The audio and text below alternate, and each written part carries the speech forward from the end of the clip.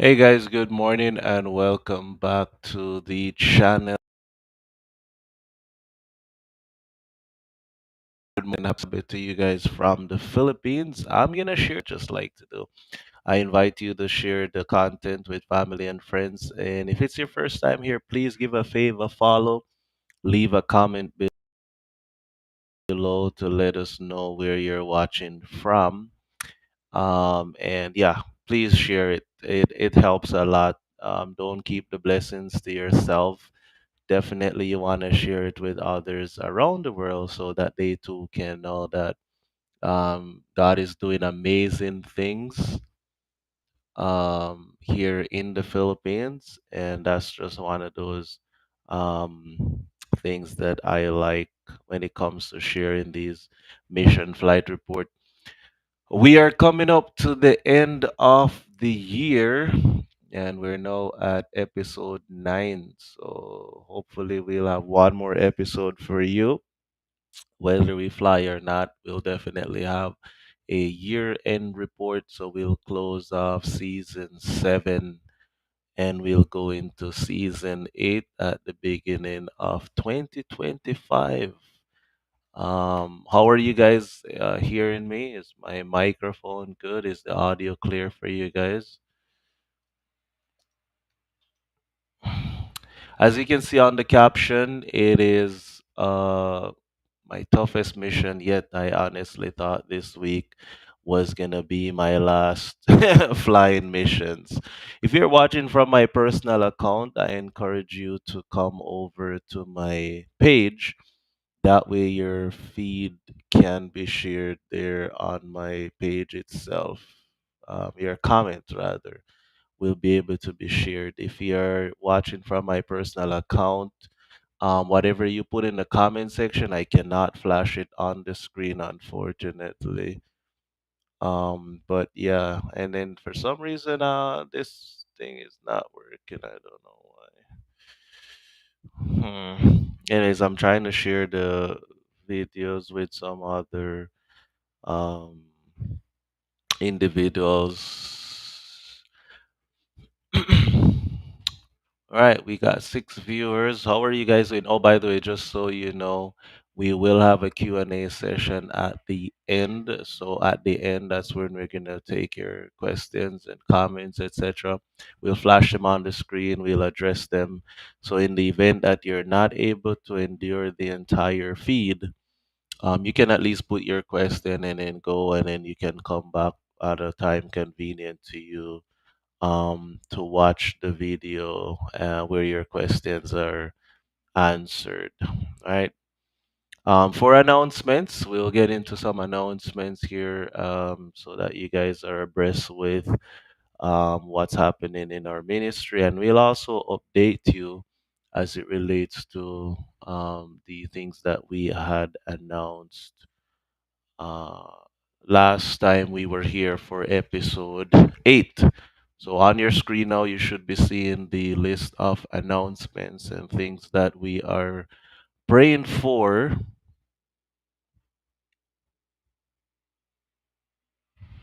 All right.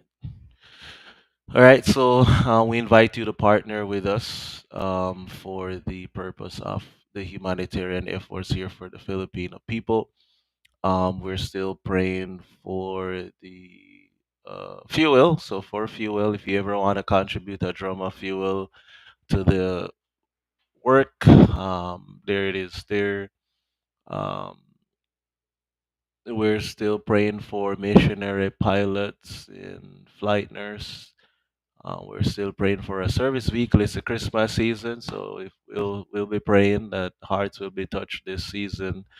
We're definitely continuing to pray for the bigger nose landing gear. Basically, if we put a bigger nose fork on the airplane, we can put bigger tires. The tires are small now, so there's areas I go, I get nicks from rocks on the propeller.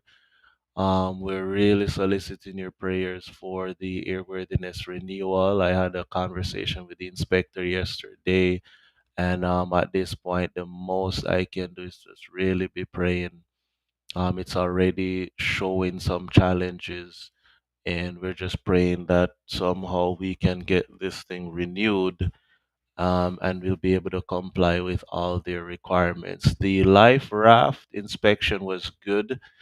We picked it up. You'll see that in the report. It doesn't have any issues with it, so it was recertified for another year. So thank God for that.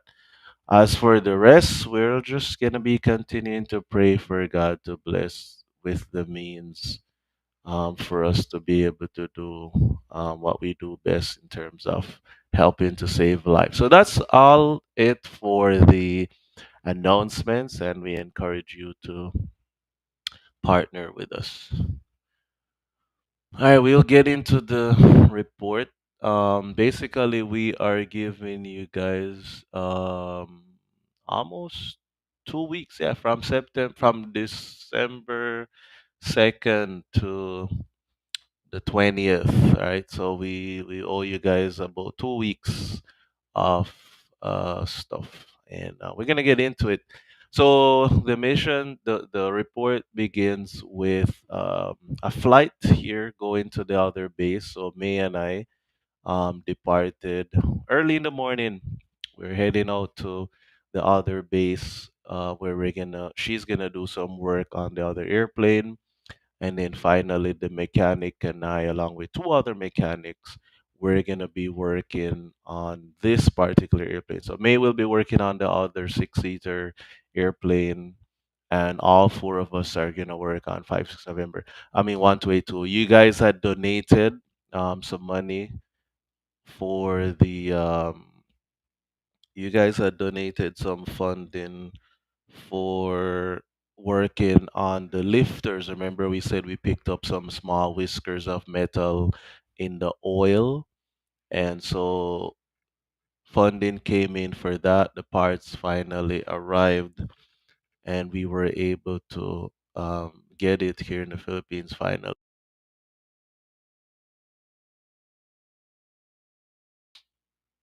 Yeah, so basically, that's what we were gonna be working on when we were gonna go over on our way out.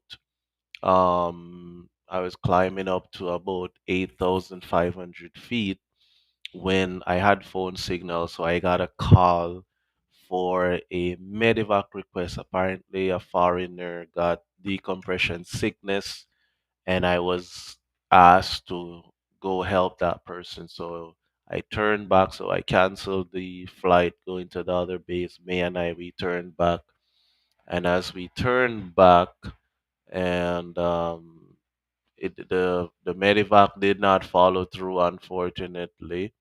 It didn't work out.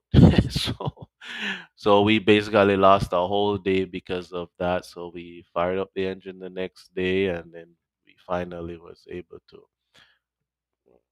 make it to the other base. As you can see outside, we had the rainbow.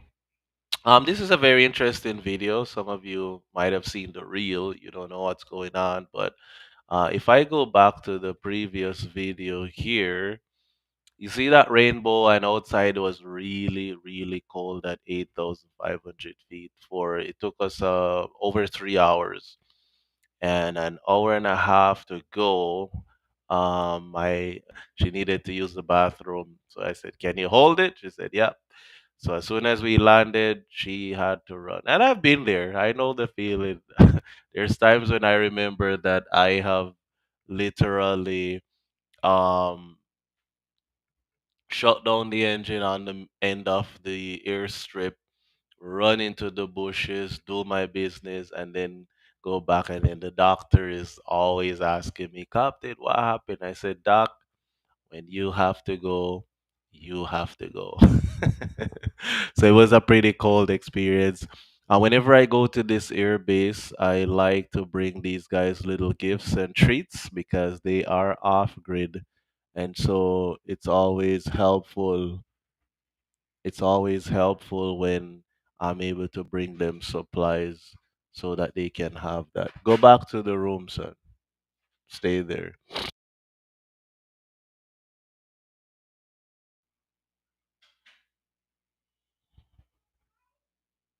Okay.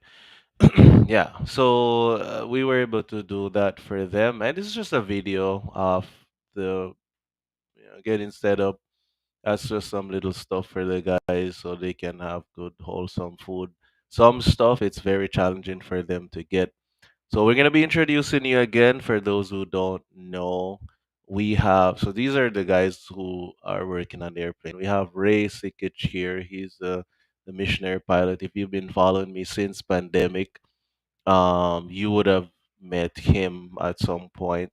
And then Clear here, this is Clear Ibanez. His stories on my channel about being a missionary mechanic. So definitely check that out. His story is there on my YouTube channel and on my Facebook page as well. All right. I just gonna do something here, guys. Give me a sec.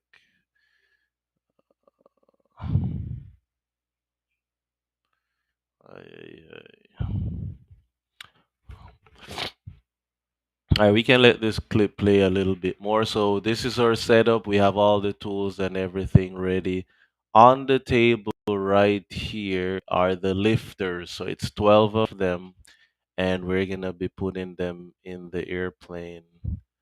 Um, and that's where my shoulder got hurt. I'm still suffering because of it. Um, so it's one of those things. And I'm sure you guys can tell I'm distracted a little bit right now. Okay. All right, that's done. One of my devices just not functioning as it's supposed to. So, anyways, that being said, we'll continue. So, Ray's the chief mechanic working on this airplane since we bought it for the last 2 years. He went back to the States a bit and then he came back. He's flying an experimental up in the mountains of Palawan, and that's where he functions. So he's been helping me with this airplane. He has taught me a whole lot when it comes to maintenance and all these different things. You might have met Curl at some point. Curl is relatively new to our ministry, and he is a mechanic, certified license, etc. So all four of us we're putting all hands on deck trying to get the airplane going. And this is where I'm gonna pause the video and tell you a little bit how I got myself into some trouble with my shoulders. Okay.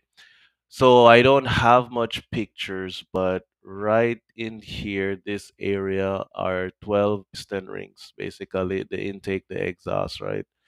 They have so much tension on it that we had one tool that was real critical to pull the spring back for the push rods, and then you get the lifters in there.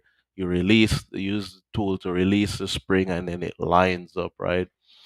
So when it comes to getting the lifters out and that those springs for the exhaust and the intake, they need to be pushed in. Okay, so you need to push it in, and then someone will use their finger to get the pin out and remove the head. So, anyways, we came up with an ingenious idea. Why not get a mallet? Mallet, yeah, the hammer that you would use for it's like a rubber hammer that in case you're knocking something that you don't want to break, you cannot use a metal hammer, right? Or steel. So it's a rubber hammer big enough. So I rested it on my chest here. The head is on my chest in an upright position, and then the handle would push against. So I would line it up, and then I would hold on to the airplane and then pull like this. Okay. So I did that 12 rounds, and right after that, my chest was a mess. I did that Monday and Tuesday. And then I went to get the plane prepared for fueling in case I have a medevac after when I'm up in that airport. And by Wednesday, I was in a whole lot of pain. I was a bit nervous if I could actually fly back to base. Here's the video where this was Tuesday evening about 4 o'clock. Let me see if I have any audio here for this video. Hold on. Trying to empty this. Yeah. Before nightfall. And put some in the bird. It's a nice sunset here in Puerto Princesa. So basically, I make sure that these bottles are top off to go. So in the event that I have a medevac, I don't want to have to be doing this because sometimes it can take up to an hour. So I usually get it done now, and that way I'm prepped, I'm ready. I just grab whatever bottles I need, put it in there, and I'm done. Yeah, man. So, unbeknown to me, what happened is the muscle was strained, but due to the adrenaline rush of going, I did not feel it at that point, right? And so I went to empty the two drums. So I was there from about four something in the afternoon. I finished around 7:30, so I was just siphoning out, filling all the bottles, securing them in the storage area. I have some photos here that I'd like to share with you guys. Yeah, there we go. And hide the sidebar. Yeah. So that's May. That's the airplane that she was working on during the time when I left her there in the hangar. She's still there. The avionics is all checked and signed off, and they're just waiting now for final approval for the airworthiness certificate. So this is the brother, Ray Sikic. He's been helping me for the last 2 years, 2022, with this airplane. Prior to that, he was the one flying that blue airplane still registered to the US. He taught me a whole lot. And when it comes to mechanical stuff and maintenance, he's been a very key personnel helping me with the airplane. So anyway, just a photo we took. So give him a little shout out there. He's a missionary bush pilot, mechanic, and IA inspector authorized, and also a flight instructor. I told him I want to get my tailwheel endorsement to fly that experimental plane. So maybe I can, when I take a break from this, I can go over there and help with some of their humanitarian flights up in the mountain. It's very challenging because there's a point where once you go in, you have to land. There's no go around procedure or misapproach. You have to land, and so that is gonna definitely add some challenge to. It gives me an opportunity to grow, basically. So special thanks. Thanks to some of my followers, I'm able to get some medication there. At one point, I was in so much pain that it was just crazy. I couldn't go out. It's late at night, but I do have some contacts who look out for me, who support what I do, and so a doctor friend of mine, I mentioned to her what's going on, the injury I got, and she was kind enough to assess me over the phone and send me two prescriptions. They really helped a lot. One was, I think, like dealing with inflammation, the other one was to combat the pain.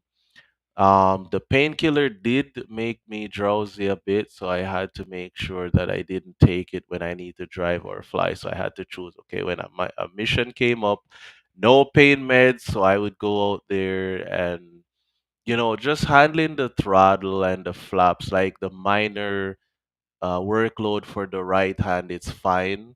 But if I ever lift anything heavy, that's when I get into trouble. I could not lift anything when I'm laying down on the right side. It really hurts.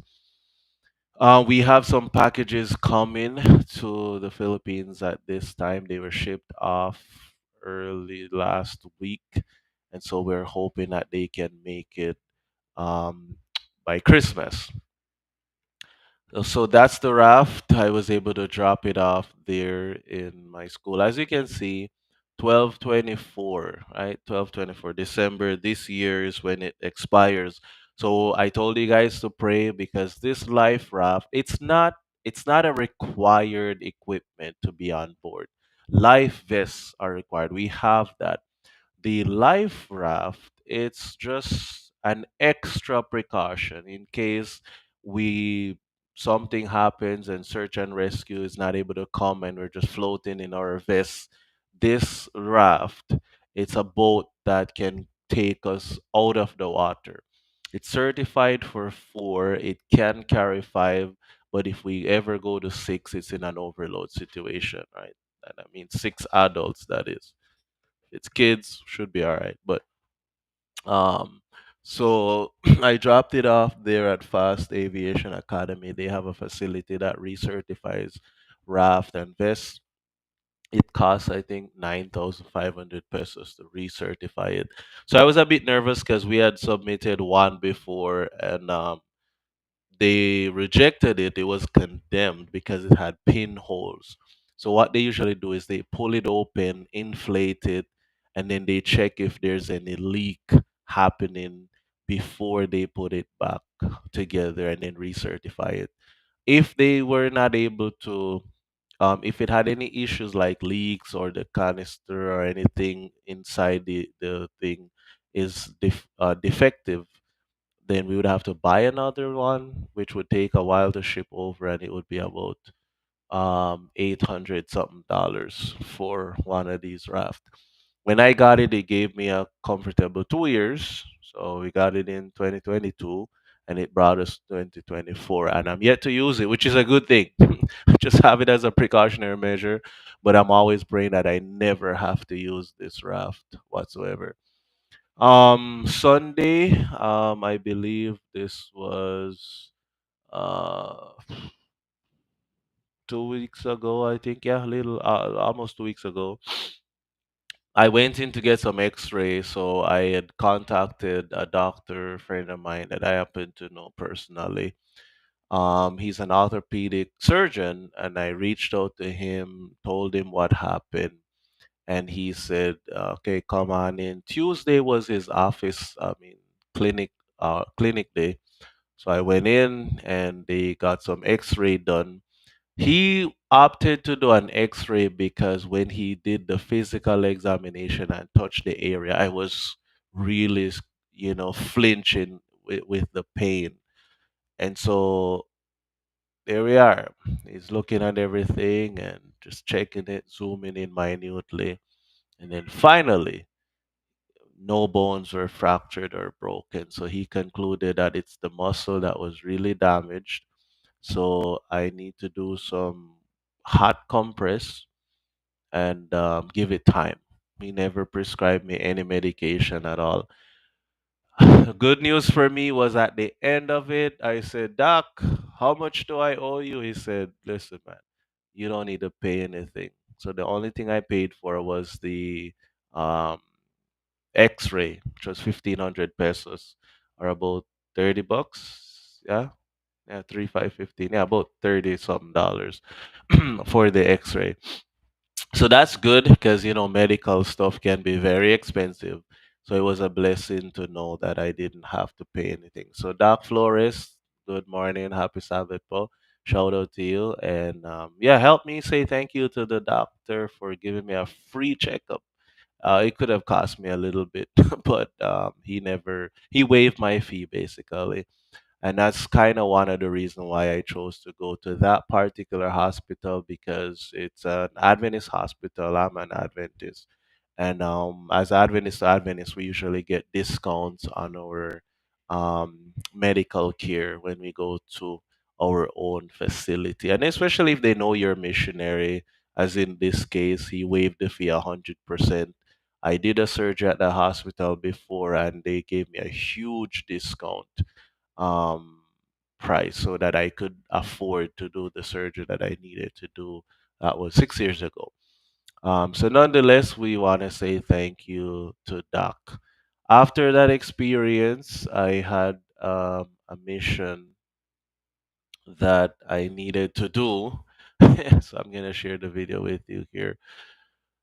I don't think Nurse was with me for this mission. It never required a mission.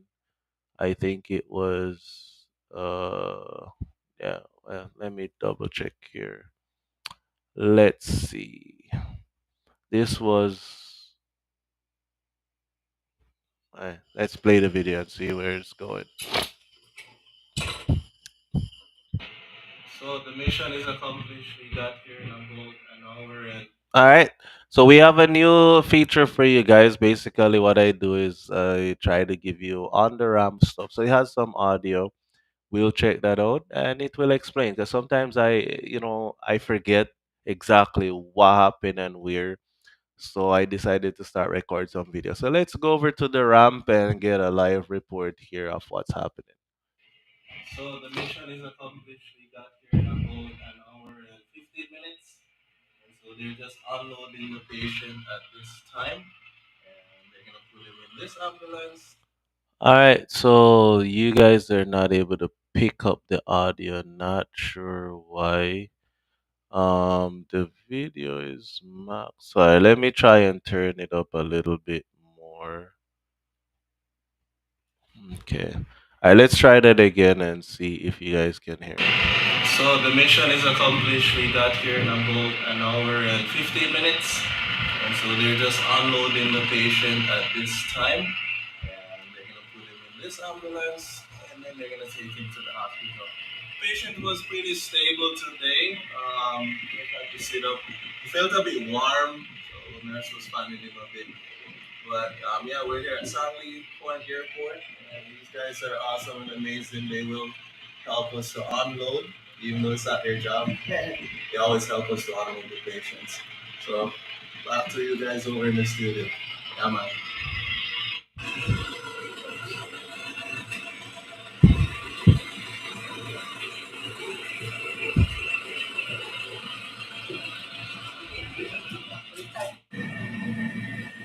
All right. So basically, that patient was senior gentleman needing to go out get some further checkup. Let me bring nurse here.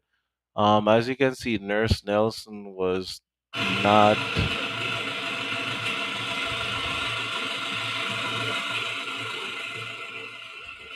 Yeah, that was a drop off in Sangli. Let's bring on Nurse and see if she can help us to backtrack on that particular mission.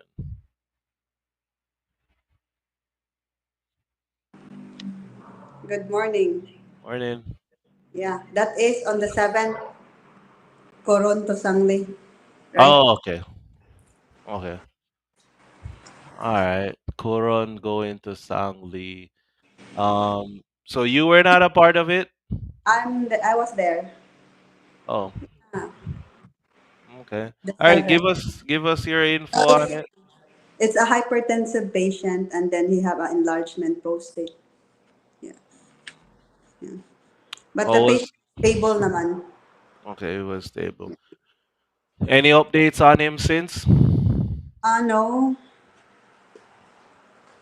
Oh, okay. but All that right. one is to consider pa. It's not really the final diagnosis. Mm. Yeah. And that's one of the things why we do these flight guys. Sometimes they have exhausted the resources on their island, and that's where we come in. They need further checkup, further analysis, more scan, sometimes surgery, or a second opinion. And so going out has various purposes to it in order for them to know exactly what's happening.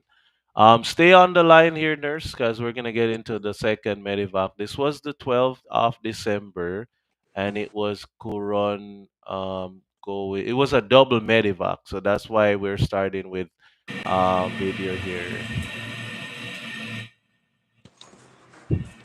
So it was gonna be a long day for me, and this was about 5:15 in the morning, s- driving to the hangar.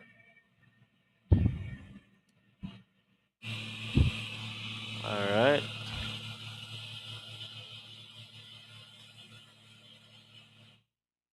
We can mute these videos for now. So 8,500. Okay, we're gonna go on the RAM. So with that particular double Medivac, yeah, we're gonna keep nurse with us for now. Um, so with that double Medivac, the plan was the first patient for the day did not require. They needed a nurse, but they had their own nurse. No, sorry, it didn't need. Did it need a nurse or it Yeah, didn't? no, they have a nurse already. I Okay, think that is a family nurse. okay, so they had their nurse. So the plan was, since I'm doing a double medevac from the same place, let me bring nurse with me, leave her at that airport, take the patient, the watcher, and their nurse, drop them off, then come back for the second medevac where my nurse will be with me for the second one. And by the time we're finished, that will be it for the day. I couldn't fly back to base because of I would have maxed out my flying time and endurance for that particular day. So we're gonna go. Nurse, we'll bring you back for the second patient where you actually assisted. So we're gonna go on the ramp now and pick up on this report here of what was happening at the time. I'm getting old, guys. My memory is so bad these days. So, hey guys, welcome to the ramp here. We're about to load the patient in. So, based on my injury, I'm not able to help load anyone, unfortunately. But you're gonna have to be the one to physically lift her in there. She is not mobile, so they have to really lift her. And we have Cebu Pacific Park over there. So that's what's happening on the ramp, and we're gonna be about an hour and a half to our destination airport, and possibly need to come back here, which I'm looking around, and it looks like the weather is gonna hold for the second one. So that's what's happening on the ramp, and over to you guys back in the studio. All right. So that was the boarding. So weather looked good on the departure point. Was a female, stable. But then the flight was a bit bumpy. So at one point she was vomiting in the airplane and so on. But nonetheless, we were able to pick her up. And let's go back on the ramp and pick up on some very critical information. I want you guys to tune and listen to this particular one because it's gonna be very interesting what's gonna happen here next. Um, so let's go back in the studio and pick up some. I mean, go outside the studio and hear what's happening on the ramp when I got to the airport to drop the first patient off. So we're here in Puerto. We just successfully brought the patient here. It took me an hour and 20 minutes to get here. There is a second medevac, but right now the weather is not looking the most promising. It's very risky at this point, and I'm just doing a 360 to give you guys an idea what's going on. So basically, the wind is moving this way, coming down the runway, as you can see from the wind sound over there. So definitely winds are out of the east. Um, but the ceilings are getting lower and lower. Now you cannot see the mountains over there, and that's rain. So everything over the shoreline is coming in, and when I was coming in, I could look at it. So it's just gonna be in and out, which means if I go for the second flight, possibility exists where I might be coming in here and I'm so bad that it's pretty much closed. And when it gets closed up, the visibility will be just like runway visual range. So when it's going on like that and I see the stuff up top, it's definitely a no go. Anyway, back to you guys in the studio. Yeah, man. So yeah, I had some concerns on the approach. The ceilings were dropping lower and lower. Rain would come in, and then when we were unloading the patient, we had overcast layer, can't see much, it's raining, and then 5 minutes later, beautiful sunshine, no rain, clear visibility. So I was like on and off, on and off. I'm trying to think, what do I do? So anyway, when it opened up, I fired up the airplane and I said, you know what? Let's go. Let's go. I can get out, and then I'll just monitor the weather before I depart to come back. And man, miraculously, things worked out in my favor, and this was what happened here.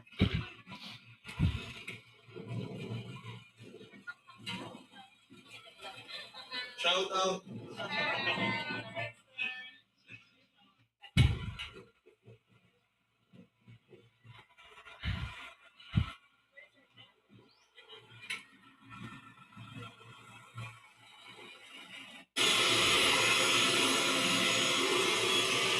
So this is on the ramp with the second medevac. So weather cleared up, and I went to get the second medevac. Nurse, we're gonna bring you back so you can share your experience here and walk us through what's happening with the second request. This patient has a tumor in the brain, and then he had also pleural effusion. Yeah, and then still to consider, they still have to have a lab test for her, like MRI. Yeah, Interesting. How X-ray. was the handoff? Well, it's okay. It's smooth naman. Yeah. Okay. All right. And then, as you can see here, we got the mission done. You see the contrast difference, guys, right? This is after I got back. So you guys are always praying, and it worked miraculously because I just showed you guys how overcast and crazy this place was. Now we're unloading the patient with the second medevac, and we had blue skies for miles. Okay, to the point where I think this was where I did my oil change that particular night. Yeah, and so it was one of those things where prayer makes a world of difference. I'll just play this clip for you guys so you can see outside a bit. We're unloading the patient now. And the weather cleared up. Got really hot. And let's go back outside the studio. So nurse will bring you back later on. And let's pick up with this audio clip outside the studio. I think I explained to you guys what happened here. So we have on the ramp here, guys, with you again live. So we just brought the same patient for today. As you can see, the weather definitely changed. Like from when I told you guys it was definitely a no go. Said a quick prayer, wanted to help the second patient, and then look at this. So we know who controls the wind and the waves, right? Yep. So the weather cleared up, the winds did what it was doing, and we got the mission done. So the patient is now being unloaded here as we speak. We're gonna bring her to the hospital. So that's it for today. Whew. Double medevac, one of those days, you know. Anyways, over back to you guys in the studio. Yeah, man. So it's pretty windy. That's what you're hearing mainly. The wind is very strong. When you're on the ramp, I definitely need to get a. I'm gonna try my DJI mic next time around when I'm on the ramp. Hopefully that will quiet down the wind blowing in the microphone. Nurse, we're gonna bring nurse back. Did you get any updates on that patient, the second one? How is she doing now? I think you're muted. We can't hear you. I don't have. Ah, okay, no updates. Well, we're hoping that she would have recovered and she's doing fine. So we spent the night in Puerto on that particular day. That was the 12th, and we basically went from Puerto back to base to refuel because we had another medevac transport that we needed to do. It was gonna take us a 6.5 hour flight to complete, and we're gonna do it in one day. So that was gonna be a very interesting experience. The mission started out with this heartbreaking video. So what happened was I got going very early in the morning, and actually before I do that, let me share some pictures with you guys. We do have some photos that we're gonna share. All right, nurse, I'll bring you back shortly. All right, so I picked up the raft, paid them their money, 9,500 feet. We're good for another 1 year with this life raft. So thank you guys for your continuous support and prayers. We were able to offset that expenses with no challenge financially. So that was good. This was the night of the 12th. So after doing the double medevac, my next responsibility was my oil change is due, so I got to get that oil change the second medevac, I finished it around 4 o'clock, after 4 in the afternoon. And then gotta get down and get greasy. The only sad part about doing the oil change on the ramp is you don't have the nice facility in the hangar. So um, thankfully, the weather cleared up so that I could actually get the oil change done without having to worry about it being in the rain and so on. I knew it was gonna come up, so I did walk with my extra 10 quarts of oil.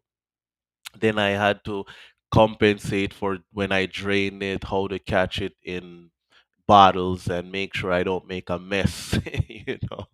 So that was one of the things. But again, it was a long day. You know, you're tired, you're hungry, but you have to change that oil because the next day, it's gonna be a 6.5 hour flight that far over your oil change. Maybe 1, 2, but 6.5 hours over your oil change is not gonna work. Going back to base to do it would have deprived me of critical time, because it does take a while to drain, and then you have to safety wire back the filter after you pull it out, wash it, and put it in.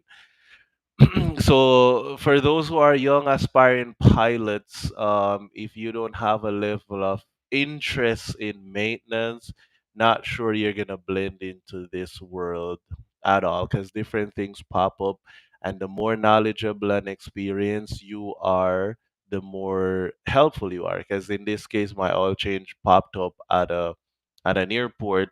I've been helping and assisting with oil change for the past 4 years.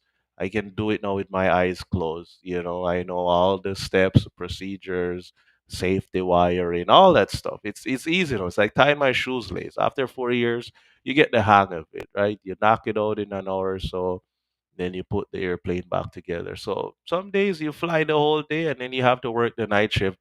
When I was finished, because I took a break to eat something and then go back, I let it drain and then go back to put it together. I think I finished around 9 o'clock in the night, which was close to my bedtime. Shower, hit the sack, get some sleep, and then we go from there. We got back to base the next day. We refueled up on the 13th of December. We put some fuel in the tank and we went up to the airport to get the other patient. Before I bring nurse back, let me share with you guys. I did put a post out. This is the stretcher. I'm gonna share the video actually that I started this mission with an emotional hit. Like it was like, oh man, what happened? So, anyways, after I landed at the airport and configured the airplane, the patient's gonna be laying down. It's gonna take over about 3.5 hours to get the mission done. I went to file the flight plan, and on my way back to the airplane, I didn't see an ambulance, but this was what I saw.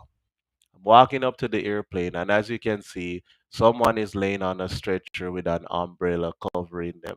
This is the relative, this is the officer, that's Nurse Nelson. So I started asking some pertinent questions. I said, where's the ambulance? What's happening? And what I was told is that the doctor who was caring for the patient who came with the ambulance. Apparently, he had to go. So the airport, Sangli International Airport officers, they were the ones who provided this. And I want to give a special shout out to these guys because they always come to the rescue all the time. They provided that pretty simple stretcher, and this is what the patient laid on for about an hour and a half, 2 hours, I believe, inside the departure area on the floor, waiting for me to come and pick him up, you know. And so when I heard the story, I was immediately just heartbroken. I said, man, this is so sad, you know, that the ambulance couldn't hang around and wait. They just offload the person, put them in the departure area, and that's where he was.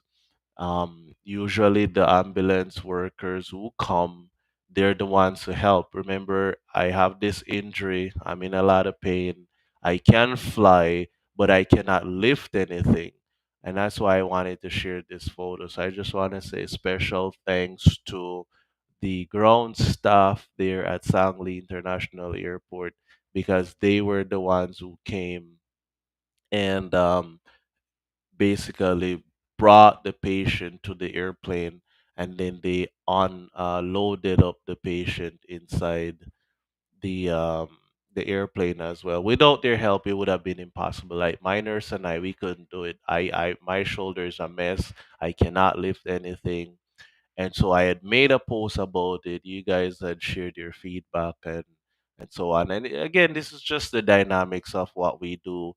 These are people who are definitely just left somewhere, and we have to come to the rescue. So it's one of those things where I pray for financial resources all the time, but I also pray for emotional strength and stability because me, I just find myself so attached to these missions. Like when I saw this gentleman, it just brought me back to my grandfather who was at the mercy of strangers when he was sick. He was bedridden. Strangers came and assisted to bring him from the road to his home because at the time I'm in high school, my mom had work. We couldn't just leave from the city to go to the province to offer any assistance. And my grandfather ended up dying before we even got a chance to visit him while he was sick. I had to stop from school to go to the funeral. So that pushed me to definitely skip school for about a week. My mom left her job just to go have closure with the family when my grandfather died. So just doing that mission brought me back to that experience, and I said I got an opportunity to be the stranger to someone else's grandfather, someone else's father. That was the weather. Going up there, we were at 7,500 feet northbound, cruising along, and it was good. I had a slight tailwind at one point, headwind at first, but then it became a tailwind.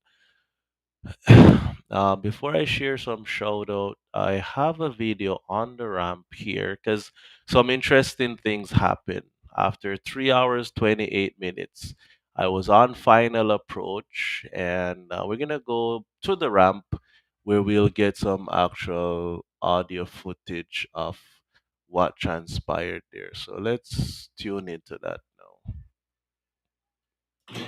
So I'm on the ramp here in Itbayat, and I just made it after 3 hours and 28 minutes. We're now unloading the patient as we speak. It's very emotional flight, so they're pretty happy to be here. And I'm just gonna show you a little bit about providential leadings. Coming in here, I broke out about 1,500 feet. I had visual on the runway about 15, no, about 5 miles, 5 miles visibility, 1,500 foot ceilings. As you can see all around, right? So if I come in here, say 30 minutes from now, definitely would not be happening. My alternates are open. I have time. I have fuel, but it's a blessing to get the patient out. And there is safely transported home here in Itbayat. So back to you guys in the studio. Yeah, man.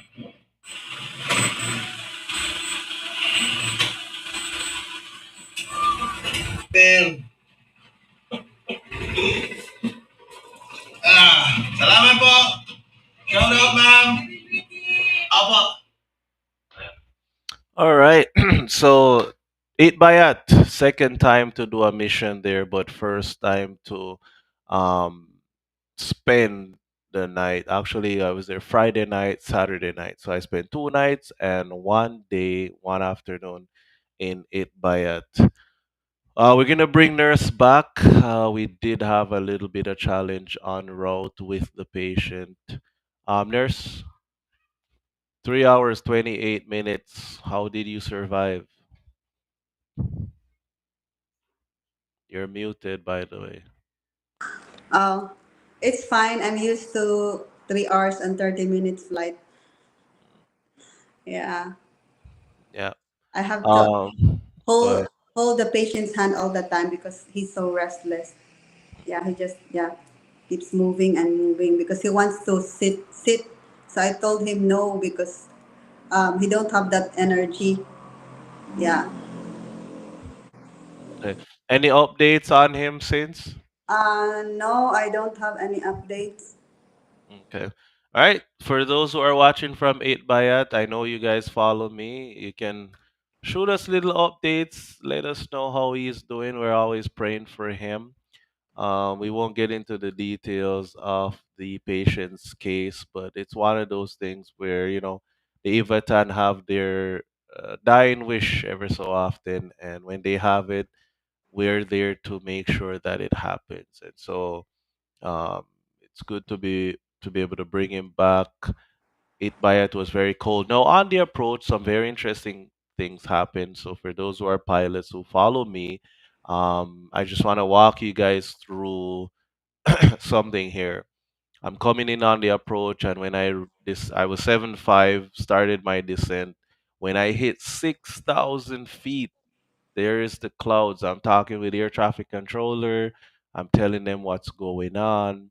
I didn't break out, so I have a rule, right? And when I'm going to an island where the airport is inland or even shoreline, I have my minimums that I go down to, and I never go beyond the waters unless I have visual visibility clearance to see the airstrip. So in this case, the airport or the runway, it's inland, so my minimums was 1,500 feet. If I go down to 1,500 feet and I'm staying over the waters, if I have to circle descend looking for maybe the backside or something, but I have that rule, I will not descend beyond 1,500.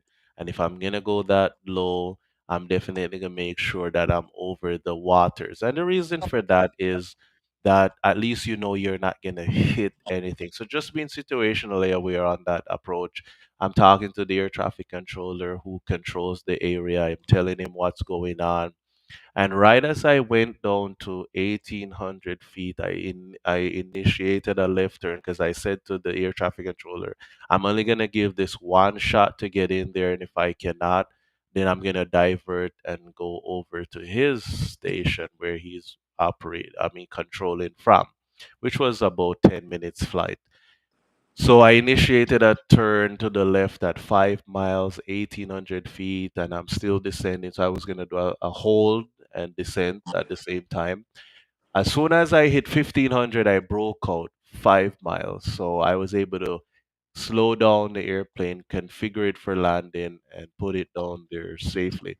I do have the landing video. Stay tuned to the channel. We will share that in Reels so you can watch that. If you're watching from YouTube, we don't have we don't upload those on YouTube, but come over to Facebook, check out my Reels, and you'll be able to see it. I have an audio clip here when we were departed. So we were there, it's cold and freezing, and we were not prepared. Okay. I ended up doing a live. You guys jumped in, and we want to say shout out to some individuals who made our accommodation. They were very hospitable to us, and so we want to say shout out to some individuals. So Tin's Canteen. Thank you guys for um, having lunch ready for us upon arrival. So shout out to you at the Tin. Definitely, we appreciate you guys very much. As you can see, they have their jacket, they're just warm. I'm not, and we're about to start freezing here. I had this little special moment. The watcher of the patient fell asleep right there in the cockpit at 7,500 feet. So my shoulder became a pillow. She just went, she was gone.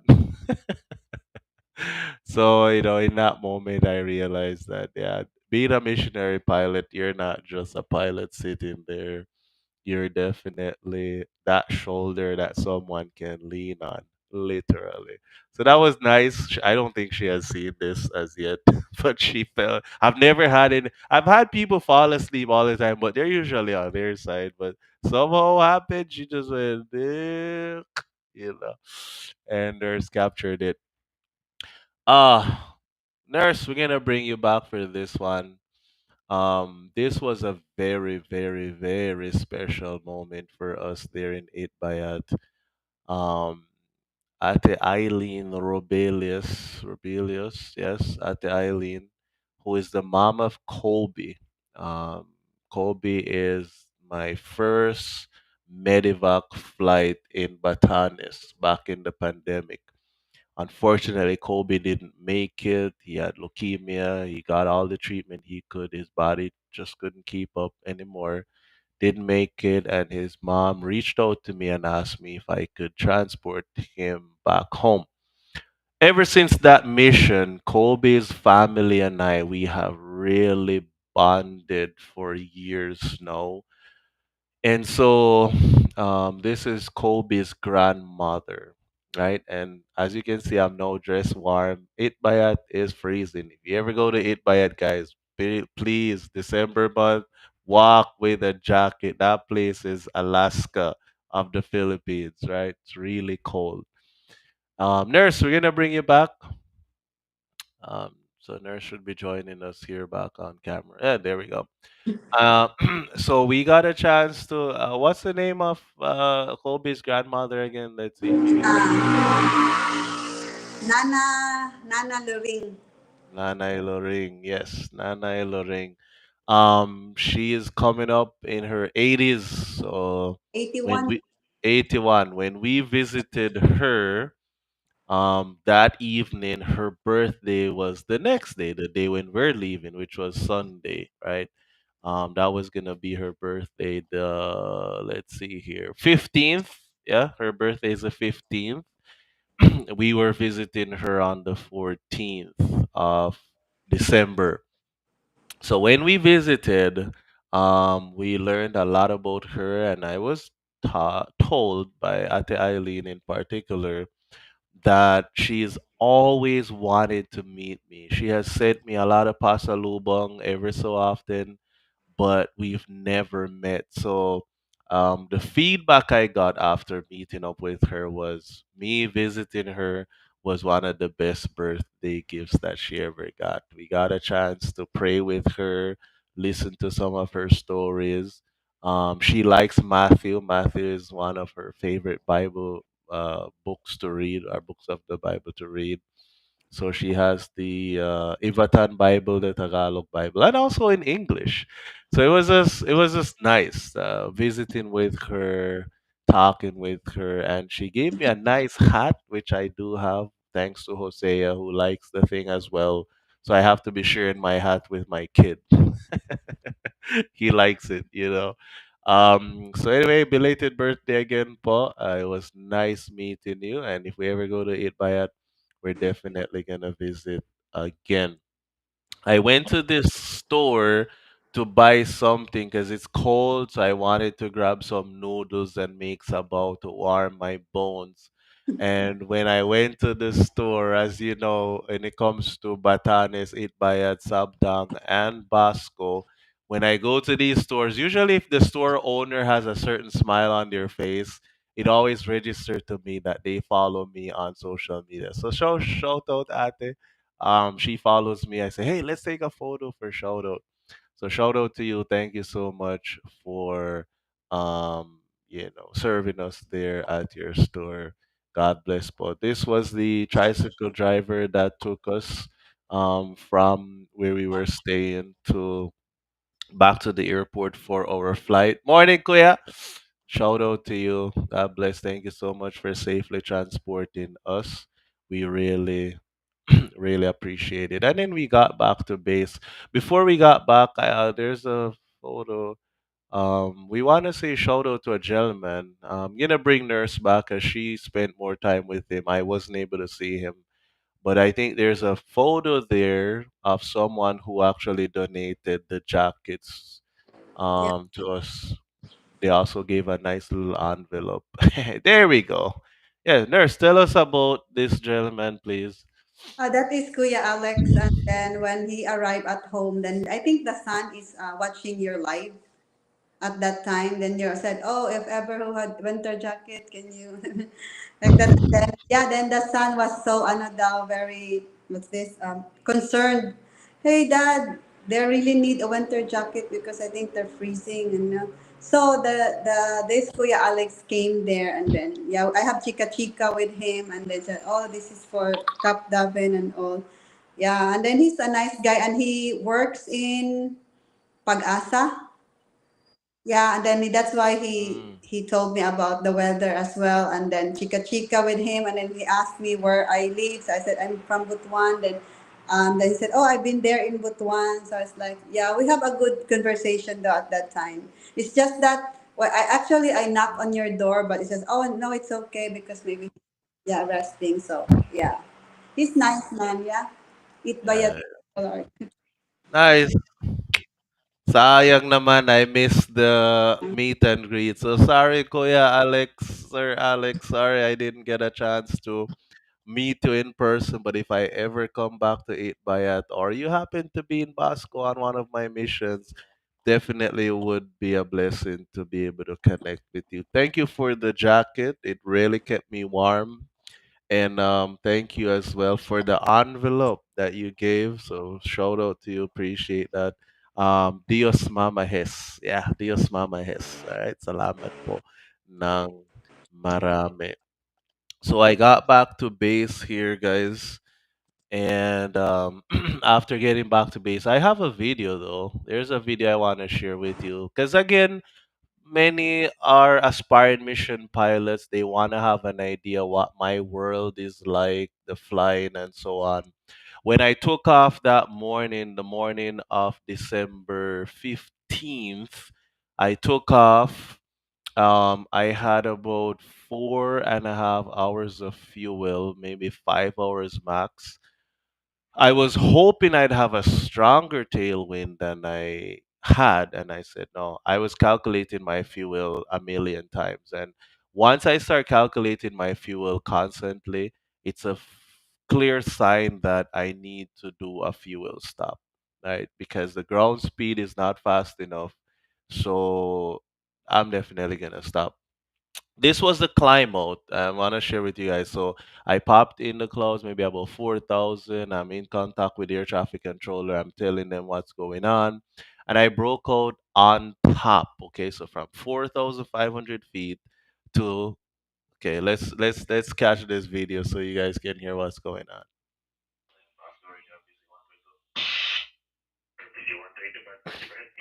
Yeah, just like to report the tops are about 10,000 and the base is around 4 5. C132 Roger, ceiling 10,000 and the base at 4,500. Thank you. Welcome. Ever leaving your frequency 27 miles south southwest. Good day, 132.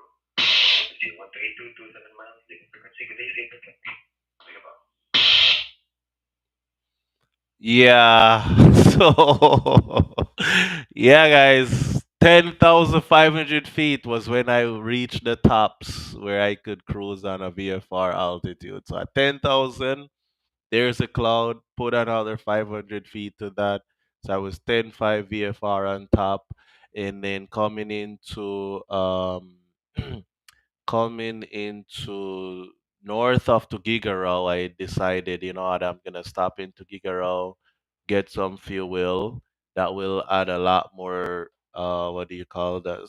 I'd feel a lot more comfortable, if I put some more fuel in the airplane. So I did, because going up there, I couldn't take any more fuel due to the weight. The patient, the watcher, their things, my nurse, and I combined. Plus, I was already having 84 gallons at the time. I couldn't have any extra fuel. But an extra 10 gallon would not have hurt. So I needed that, but I put an extra 25 just for insurance purposes. Then we had a Medivac Lubang on the 16th, I believe. Yes, 16th. we had a medevac flight. It was an emergency case that popped up, and we want to walk you through that. Nurse was not with me, and look at my ground speed, guys. I'm descending 138 knots, and this was when the low pressure and the wind started picking up. So I had a tailwind going in there, which was good. But coming back to get back, so all right, so I'm here. So we're gonna go outside the studio and let's pick up what was happening that particular flight. Alright, so I'm here on the ramp at Low Bank picking up this patient that just popped up. This afternoon, actually. It's a very windy day, as you can see on the windsock. The winds are about 20 knots, but it's pretty much straight down the runway. So I'm gonna use a lot of runway taking off. I have about everyone on board is about 400 something pounds, and I have about 2 hours of fuel for a 40-minute flight. So plenty of fuel in the tank.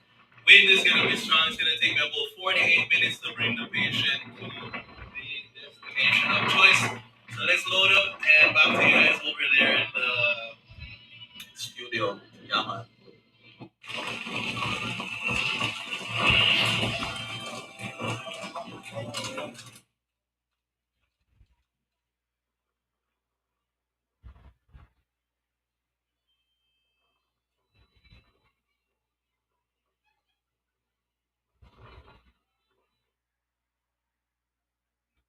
All right. So what was happening is this gentleman was riding his motorcycle and he crashed it. Usually, when they say motorcycle accident, I would usually wonder if they were drinking or something. But he was not intoxicated. I think something. You'll have more further details, so that's why I paused the video there. We I had some visitors who these are awesome guys from the flying club. Before we get into the guys from the flying club, that mission, yeah, there's more details because I don't want to deprive these guys of the content that they put together, but they were able to come capture the whole thing, and they actually interviewed the patient. Of course, the patient gave consent to be interviewed. They told them we're vloggers, we're pilots and aspiring missionary pilots, etc. And he was willing to share his experience of how he ended up with the accident. A very short trip, an hour round trip. Yeah, took me an hour round trip to get the mission done. As soon as I got back on Sunday the 15th, um Mr. John Ray, he came out from the CAAP to do his evaluation and inspection on the airplane. So keep that in prayers. Inspection is still going on. He's reviewing all the documents. He helped us out last year with the inspection, and he is definitely working alongside us again this year. Morning, Sir John Ray. Shout out to you. Thank you so much. So yeah, let's go back to that video here. And that yeah, we're almost finished, guys, by the way. Just so you know, we're almost finished. One more medivac and we're done. So stick around, we're almost done. All right. I want to pick up with the video here. So the members, some of the members from the flight club came out to visit me, and I told them, I said, guys, I'm on standby for a medevac. If you can make the trip down and wait for me, definitely weather looks good to get the mission done and come back.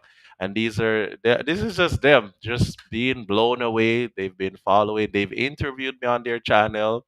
Now they finally got an opportunity to come in person and watch the whole thing unfolded. So that's them talking with the patient. They're getting some feedback, etc. So that was a very awesome experience for members. I'm in the process of sending them the clips that I took. I wasn't able to bring them on the flight, but I took some shots. I'm about to forward that to them sometime today, and then they're gonna compile that. We'll be sharing it on my platform. So, yeah, so you'll get more details on that actual flight. I had an experience this week that I shared with you guys, and for those who are on YouTube who didn't get a chance to see it, I'll share it. As you know, this missionary vehicle is one of the things that is so critical. I don't live at the hangar, so I have to drive to work all the time. When this vehicle is down and I have to commute, which I've done it before, it takes me about an hour to commute because you take a tricycle, a jeepney, and then another tricycle, and then good luck getting something that's going on, So having the vehicle is very, very critical. I was driving along last week when I was in Manila on nice paved road, and somehow the vehicle was doing TikTok. And I'm like, hey, what's that feeling? I took it to my some guys who've been doing my alignment. I get my vehicle aligned religiously all the time. So I took it to the alignment shop. They checked the alignment, made adjustment, and then it's still continuing to do that. And so I don't know what's going on. So, anyways, I think it was Sunday or so when I came back, I found myself with a flat tire right on the right, and I immediately knew, okay, when I took it, so I put 40 pounds of fuel, I mean air in there, 40 psi fuel, air, and then I took it to a shop to get the tire fixed. When he pulled it off, I said, "That's why the vehicle is doing TikTok." I mean, you're driving and you can feel it. If you're in tune enough, you can feel the TikTok going on with the petrol. Apparently, one side, I don't think I have a photo of the old tire. Yeah, I don't. But basically, these are the new tires.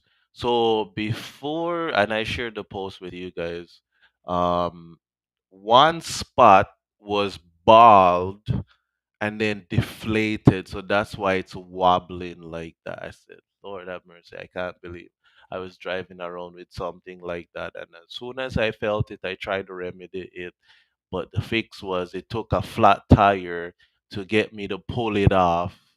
And that's when I discovered. So, when it comes to tires for a vehicle like this, they're not cheap, right? So, I got some donation the day before I went to go look for prices for tire. When I got to the tire shop and I was given a quote, it was 200 pesos short of what the tires were actually going to cost. So the tires were first he said 13,600.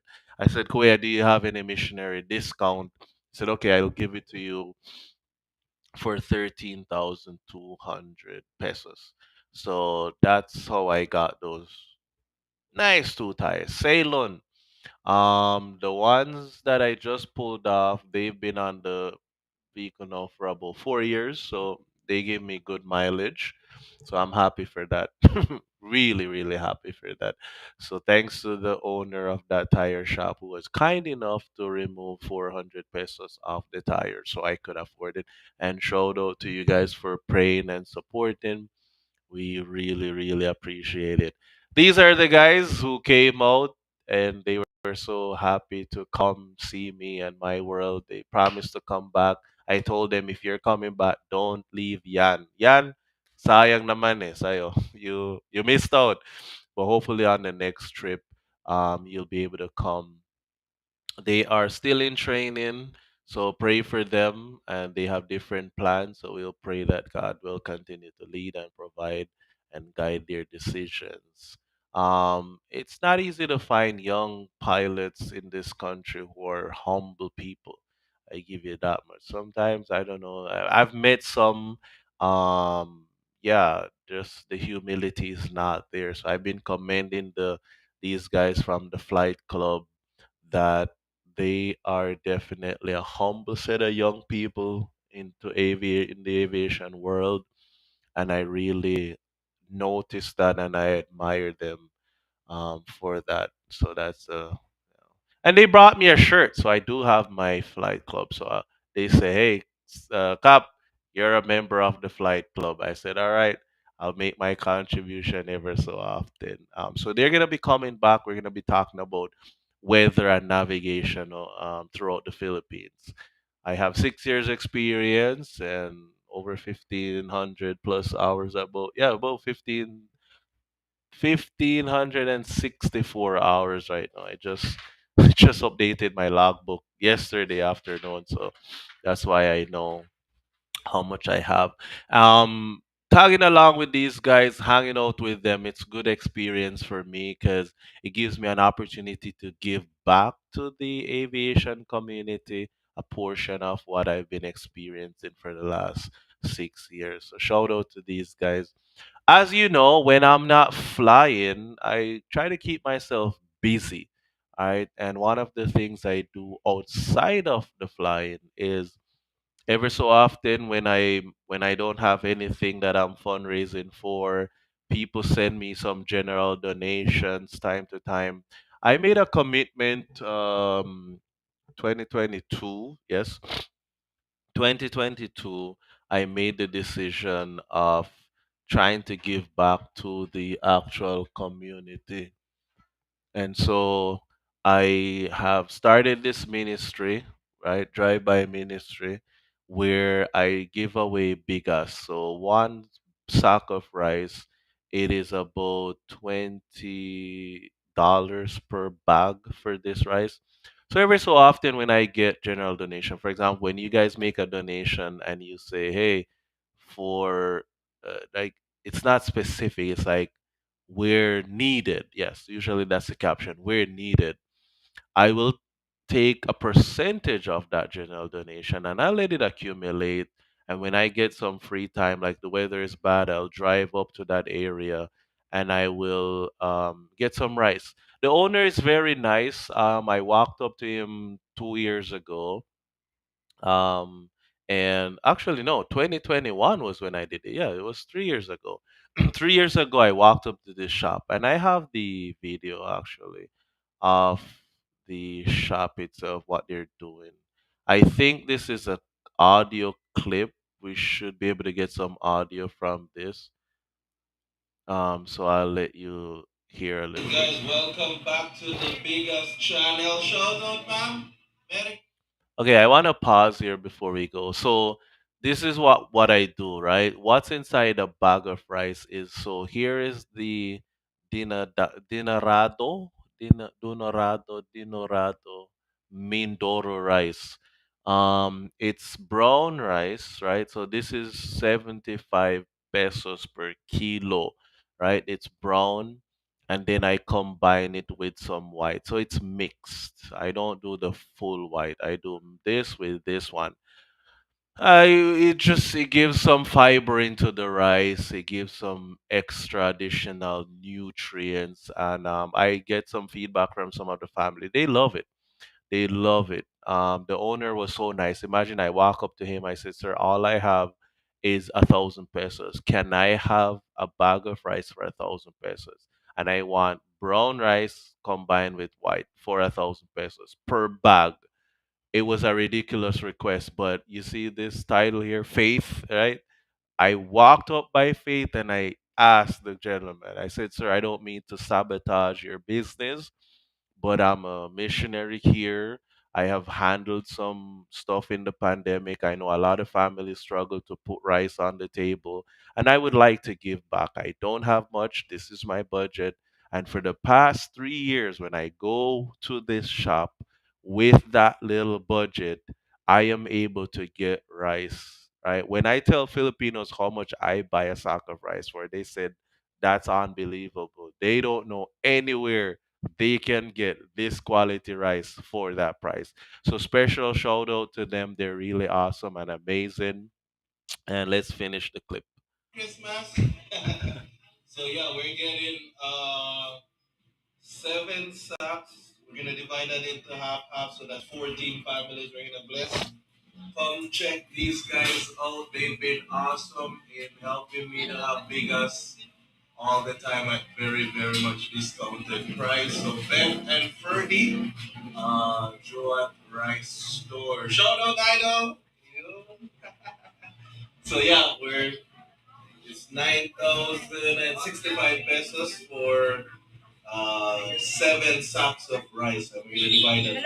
So the mix is gonna be This one, so we're putting this one from Mindoro, which is brown, good fiber, wholesome, and then we're gonna compare it with some Bago and it Hansa.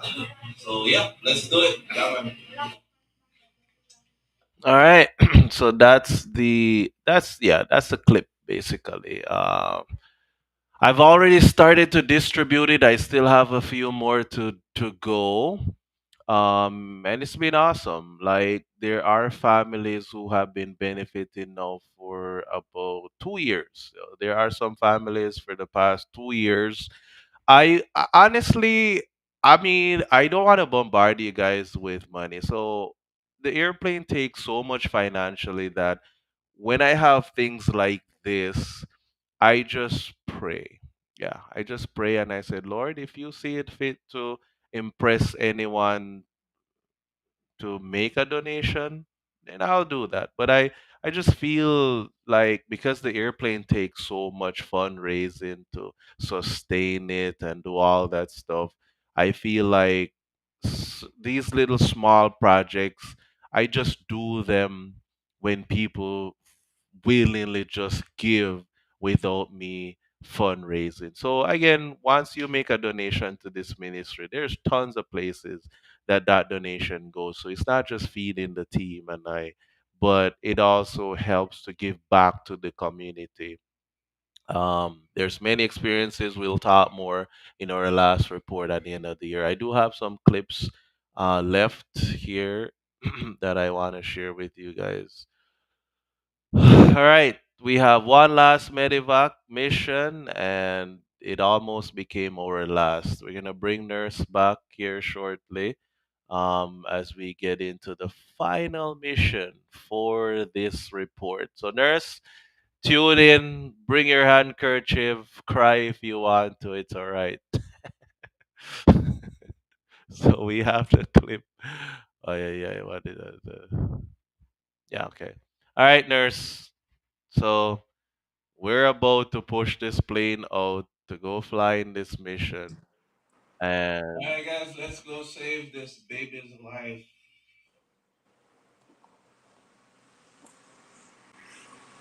Yep. We're pushing the plane out. We don't know what is going to happen and what we're about to experience. Look outside, guys. Beautiful day for flying, isn't it? Blue skies for miles. The winds are calm. The winds are calm and nice, right? 8,500 feet. Going to pick up the patient. Look at that. It's beautiful. I mean, you wouldn't ask for a more beautiful day than this in this Burr month. Look at that. We're over Mindoro, right? After we cross Mindoro, there's no more blue skies. Okay. Nurse, over to you.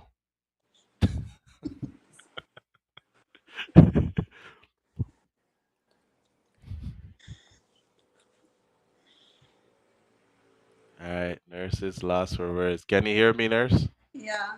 Yeah, tell us what's going on back there. Who are you holding? What's happening? Yeah, I'm holding a 12 days old baby, a premature baby, and then yeah, he had a birth defect, um, gastroesophagus. Yeah, at that time, was that gone? Yeah, it's smooth though going to Sangle. It's smooth. The flight is okay. It's yeah, it's beautiful. And then yeah, I can't. You still want to keep flying and doing these missions? Guys, oh my word. So, all right. So what's happening was we picked up the patient, young baby, 12 days old, premature, having some had a birth has a birth defect. Mom 16 years old. So we picked up. I had looked through the weather. I'm gonna have a 20 knot tailwind going down, a 20 knot headwind going back. And so I'm cruising along, and as soon as I came at that spot over Mindoro, all hell broke loose. I kid you not. I felt like this was gonna be my last medevac ever. I have a photo that I'm gonna share with you that I found after. So it's 9:33 in the morning. At the time, it was 20 minutes, 10 minutes earlier. Here is what I was able to pick up with a little data that popped up on my phone, which was perfect timing, right? So yeah, we'll keep nurse there. So you should be able to see my cursor. So when I'm flying my route going up to drop the patient off, it's right here at B Mamburao. Okay, so as you can see, this is green. Anything green is like between 10 to 20 knots. So that's the headwind I'm dealing with. As soon as I'm about to cross Mindoro, right? I'm not in any clouds. It's clear. It's completely clear, but all of a sudden, I'm fighting for control with the airplane. And I was like, what's going on? I went from 7,500 feet to now I'm at 6,000. So I lost 1,500 feet on my altitude, just fighting with it. Downdraft. At one point, it was like someone threw the airplane over a five-story building and we're just free falling, like, and I sat there and looking at me from behind, you would naturally think, man, this guy is so calm. Like, but behind me, nurse is holding on to the baby with her life. The doctor is comforting her. We're going through hell at that point. um when I'm trying to get control of the airplane, I'm like slowing it down because based on the abrupt movement, anything over maneuvering speed, potentially, I don't know, something might break or whatnot. So I'm just riding through this thing. If you were tracking me, you would have noticed my tracker became red.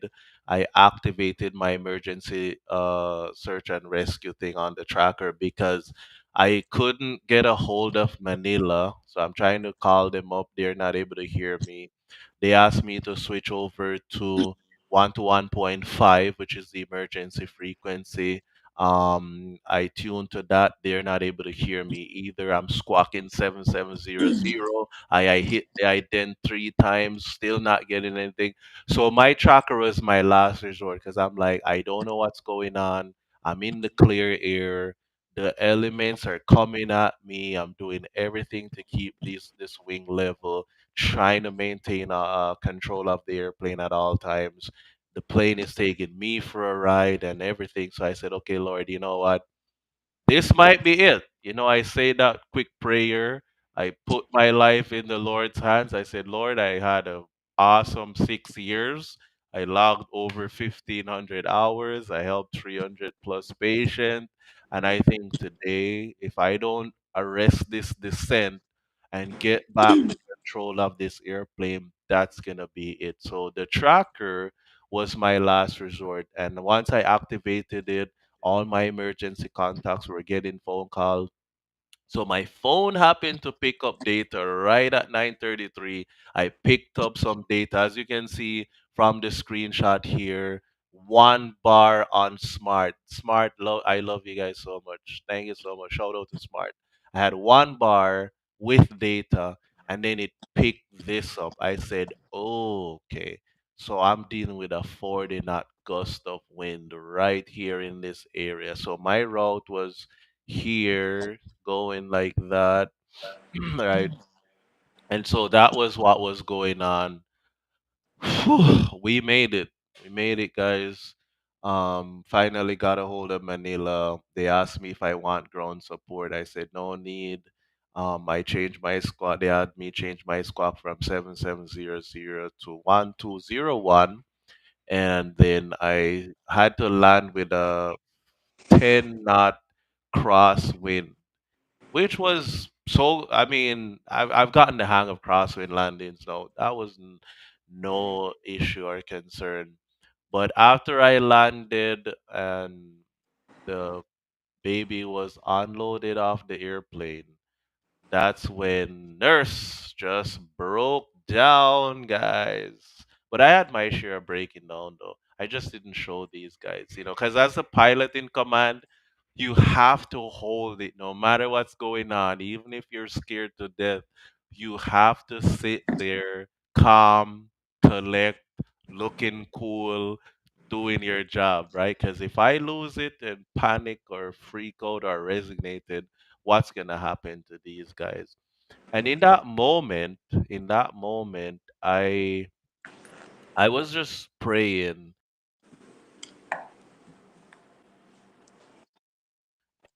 I had to tap into the because I'm a missionary pilot, right? And pilot course, right? I'm doing my pilot duties, but I had to tap into the spiritual world. And when I look outside, all I could see were just I looked with my spiritual eyes, and I just saw demons and the devil himself just trying to kill us because this life right here is what the enemy did not want us to save. Right here. In this moment, this was what I all I kept thinking about was this kid.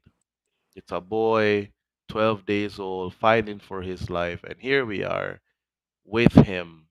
And somebody out there in the spiritual world, particular, we're Christians, we wrestle not against flesh and blood, right? But against principalities and power. So in my mind, I started thinking that yeah, the enemy of souls, he is not pleased that we're helping this family to get the care that they need. And I told nurse, I said, this kid is gonna make it. And if he lives long enough, definitely he should do something special with his life. Usually kids who are born and they come into this world at a disadvantage, they do awesome stuff. My mom lost two babies, one at 17, one at 18. They both were born premature and they died. So I'm the third attempt for my mom, and she was 19 years old. So I sat there with my shades on. I got a hold back of the airplane. I'm cruising along. I still had a half an hour. And as I sat there thinking about the disciples on the lake when the winds picked up in the storm, they ran to Jesus, Master, carest thou not that we perish? I said, I'm not going to ask God if he cares about. I know he cares. So I just sat there and I said, Lord, the enemy is not pleased with what's happening right now, but I know you're in control. This life is in your hands. And I started praying. Whenever I get into challenging weather or anything related to the flight, my prayer is always the same.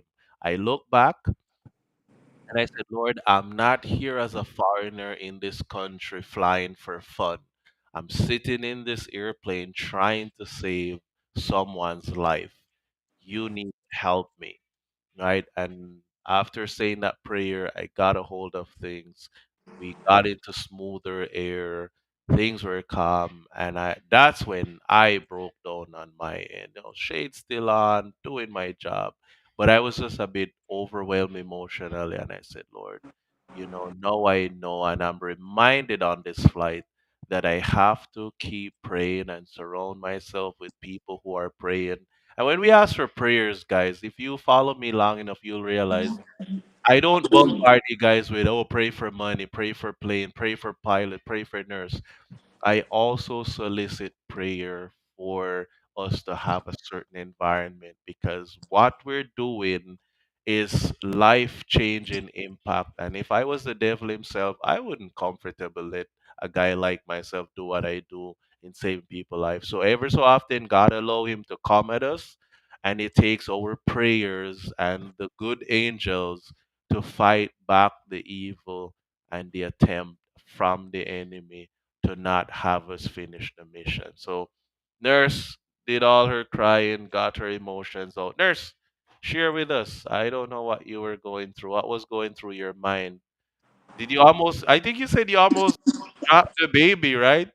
Yeah, no, it's like, oh, I don't want to cry. It's like, it's my last day. Mm, Yeah, and then uh, when I had my shades on, so I said, I have to take it off so I can see. Then I only see clouds and terrain. mm, Yeah, and then I said to myself, oh no, this is not good because what if it happens and then if it's in the ocean, we can still swim, right? Right. Yeah.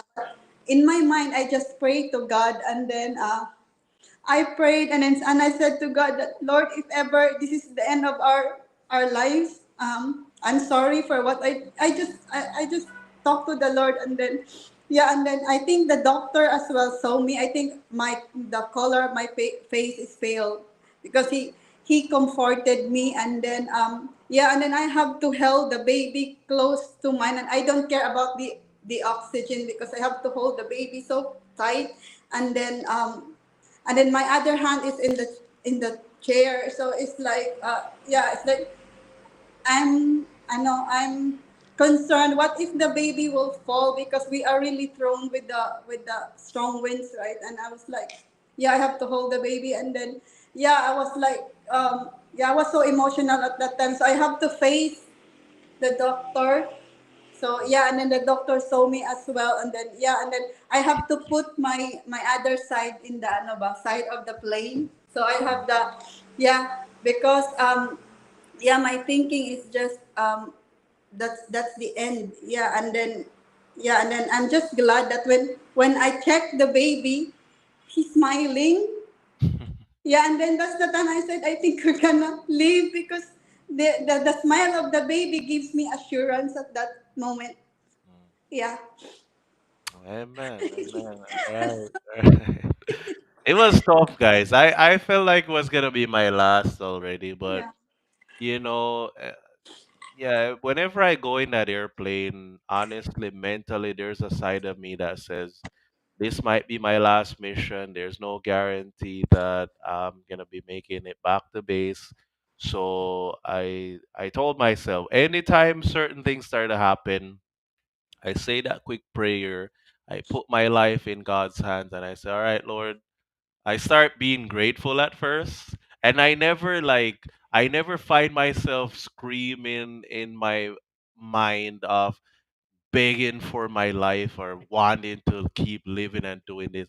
Every time anything happens that make me question the outcome, whether it's gonna not make it or not, my mindset is always the same. Like I always have a peace of mind because I did everything I could. I don't have any like guilt feeling saying, well, you didn't check this or you didn't look at that. Because when I look at the forecast, so one of the dynamics with the Philippines is we fly in a limited country where when I looked at the winds aloft for that particular block of time, right, there was nothing indicating that kind of stuff on my road. That changed in a 2 hour period. The forecast never had that. So I got into that blindfolded because when I see stuff like after the experience, I closed down the operation because I checked the forecast and it is showing that this level of winds on the surface and aloft, it's gonna continue all. It will end next week Friday. So we've sent out messages to all the contact, letting them know that it's not safe for flying right now. So again, when I'm in that situation, I do a checklist. Did you do your maintenance right? Did you check your weight and balance? Did you double check the weather? Did you see anything? It's like I do that, and once I can review everything and say I did my part and I didn't miss anything, I have that peace of mind that says, okay, Lord, you gave me a good 6 years. You used me mightily to help a lot of people. And if today's my last day, it's okay. I always have that level of peace. Sometimes I used to say it to new nurses, especially. I say, hey, have you committed your life into the Lord's hands? Because we might not make it back for whatever reason.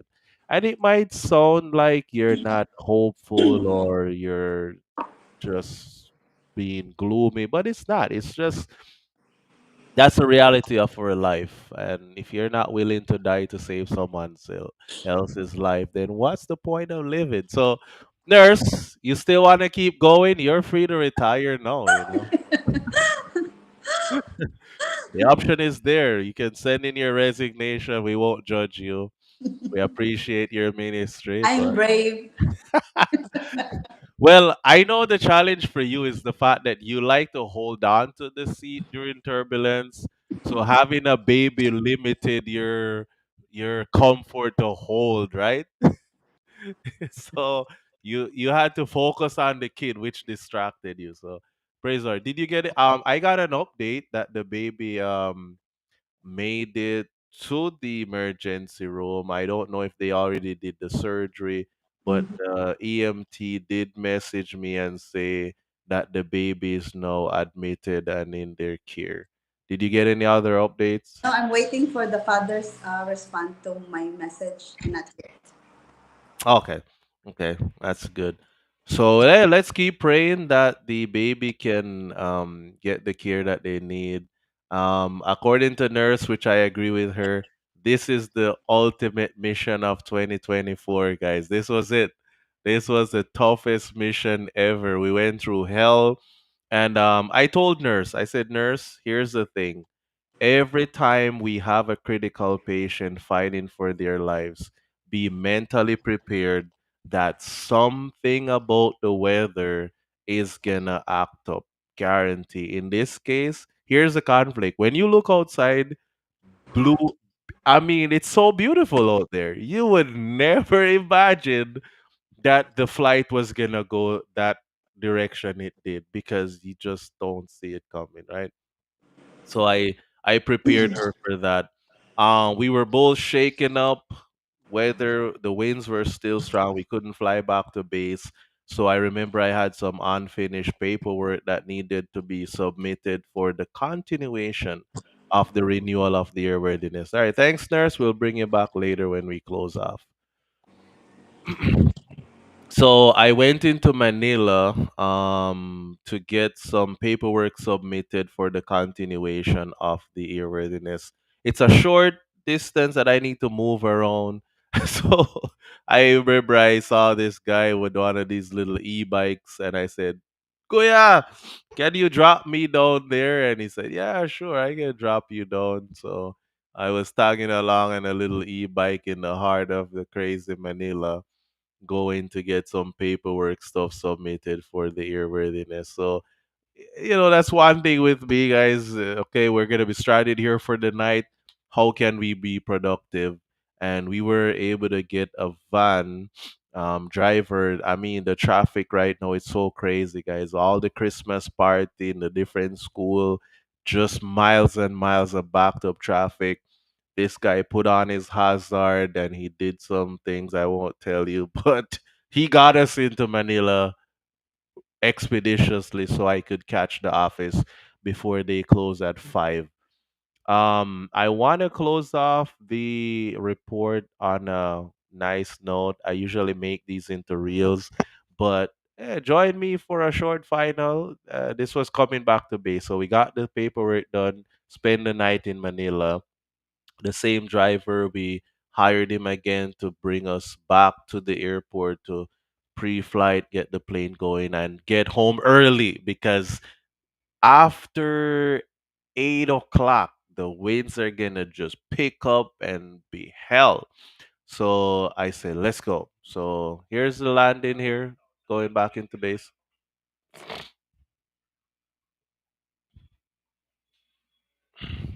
So this is about a mile final,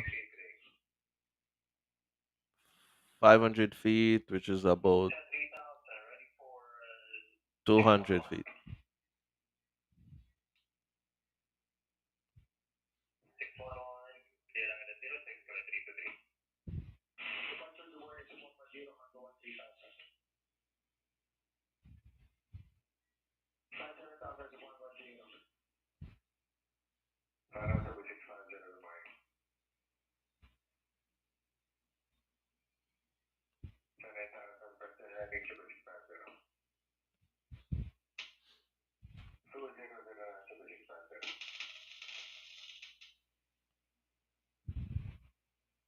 All right, touchdown, made it back to base, guys. Whew, was I happy to be on the ground. It was bumpy above, but on the ground it was calm because it's not yet 8 o'clock.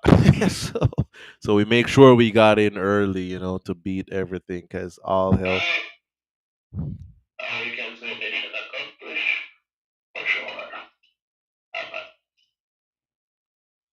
All right.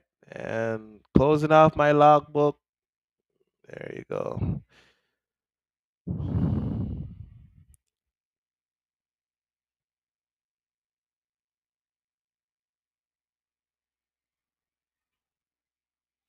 So after that, yesterday when I got home, I had some free time and I went and continued my rice distribution. This gentleman is very special for me. I found him. So how I found him was once I see a motorcycle like this with a top down, they collect recyclables. These are families who struggle to put food on the table. They are my recipients. So when I'm driving around, I have the bigas or the rice there in the back, and I will give it to them. No, I don't know how he was able to do it, but he found where I lived. So he's my neighbor, just like almost half kilometers down the road. I gave it to him, and I guess he rides around the homes looking for recyclables or something. And somehow he remembered my license plate of some sort.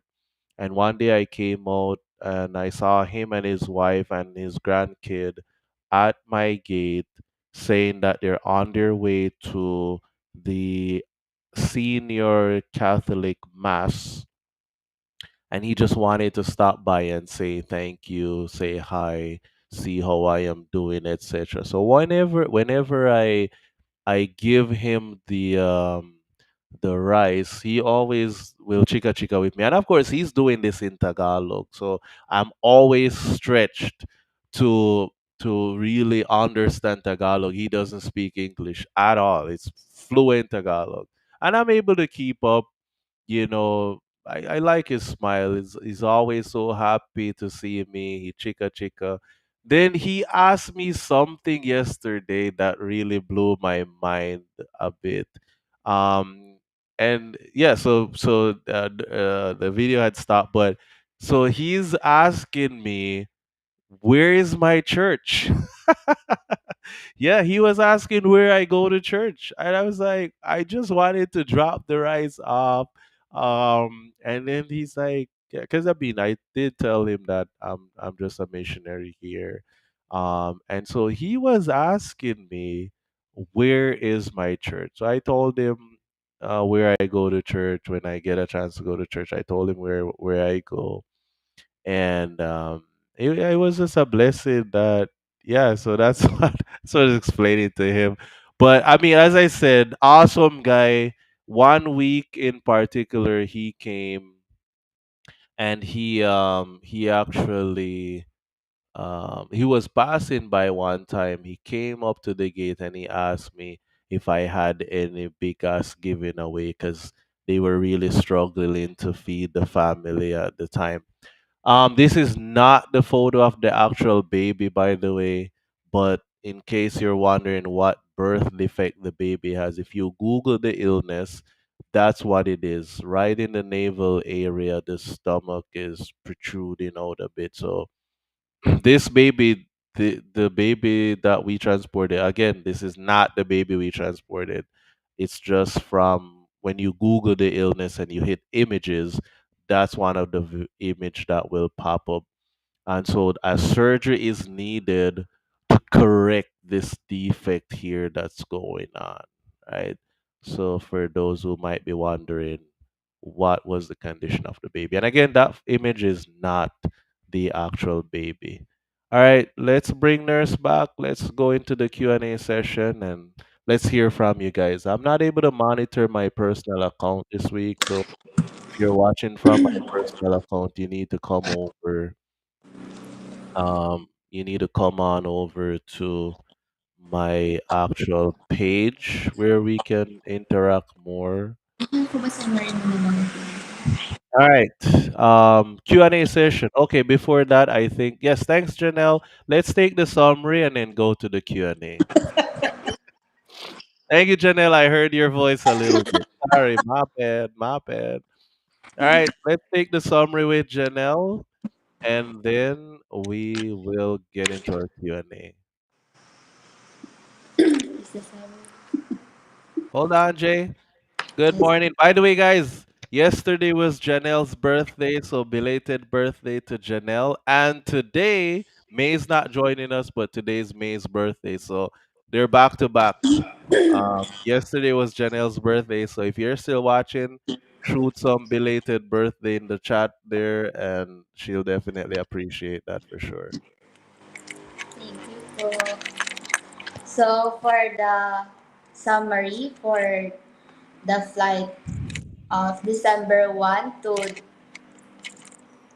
December 20, 2024, we have 10 missions, 356 gallons of fuel or 1,347.61 liters, 10 quarts of oil consumed, 32.1 are flown by CAF, Dabin, and the total expenses for the month of December 1 to December 20, 2024 is 2,105.9 US dollar, or in Philippine peso it is 123,947.95 spent for maintenance, renewal of aircraft documents and upgrades. Awesome. Thank you so much, Janelle. Belated birthday to you again, Paul, and God bless. All right, that's our summary, guys. We were able to help a number of individuals this week. So, 10 missions. There's from the 10 missions, how many were Medivacs? I have four. Two, Is, three, is that all? How four, many I have? I have four. four. Yeah, four. One, Okay. two, yeah, three and four. Yeah, four. I have four. Okay, my side I have five. Hmm. Yeah. So it was about, yeah, 4 or 5, give or take. Yeah, somewhere there about. So we appreciate you guys. Let's go to the Q&A session here. Joyous, I think she said good day, sir. So good day to you, Joyous. Gabriel Austria, thank you so much. Mark Lloyd, good morning to you too, Kuya Mark. And happy Sabbath. Sir Mark, happy Sabbath, huh? Joya said she's watching from Cavite. Shout out to you po. Good morning. Magandang umaga po. Betwell Kimboy, greetings from Kenya. Sabata Rakanaka. I don't know if you speak Swahili, right? Kenyan, yeah, I think Kenyan speaks Swahili. Or if it's not Swahili, definitely French. And they have their different dialects. So greetings to you as well from Kenya. Oh, we're getting famous now. We're international all over the world. Huh? Greetings from Florida, from Mr. Trevor. Greetings to you, sir. Greetings, greetings, greetings. Cheyenne Del Rosario, I think. Cheyenne. Happy Sabbath to you, to Mare, bro. Herbert Saboya says, Happy Sabbath, Cap David. Happy Sabbath to you, Din Po. Happy Sabbath, happy Sabbath. Any questions you guys have for us? If you don't have it while we're live, you can still ask it on the delayed broadcast. We don't see any more comments or questions in the Q&A session. So we're going to take our song just to keep things flowing. We're going to take a special number here and then we come back. May is not able to join us. She's at the other base. They already went to church.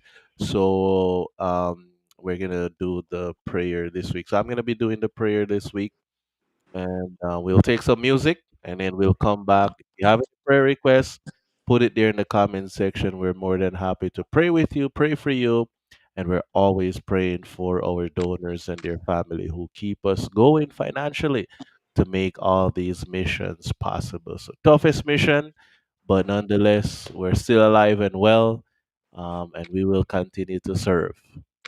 Let's take our music and then we'll be back with you.